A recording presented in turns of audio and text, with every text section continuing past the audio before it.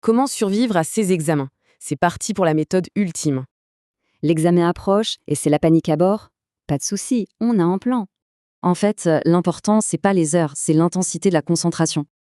Alors, voilà notre plan de bataille. Stratégie, outils, exécution et relecture. Simple.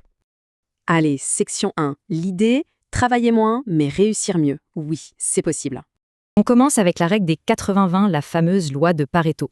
En gros, 20% des efforts amènent 80% des résultats. C'est énorme. Le but du jeu, c'est donc de se concentrer sur les 20% qui comptent vraiment. Section 2, les outils pour apprendre activement. Oubliez la lecture passive. La technique Feynman. Si on ne peut pas l'expliquer simplement, c'est qu'on ne l'a pas compris. Autre méthode, la feuille blanche. D'un côté, on reformule, de l'autre, on récite.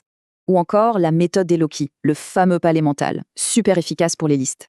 On passe à la section 3, le jour J, comment gérer son temps et son stress. Quelques astuces. Arriver un peu en avance, survoler le sujet et commencer par le plus rentable. Et enfin, section 4, la relecture. C'est crucial, on utilise la méthode Sherpas. D'abord le S. On se relie à l'envers. Ça change la perspective, on voit mieux les fautes. H, pour l'habilité avec les accords. Super important, ça peut tout changer. On examine la syntaxe.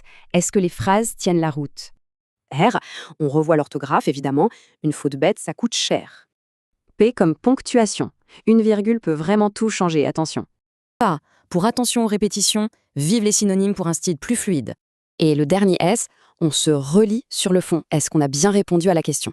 Pour résumer, on priorise avec Pareto, on comprend avec Feynman et on relie avec Sherpas. Au fond, la vraie question, ce n'est pas de mémoriser, mais de vraiment comprendre, non?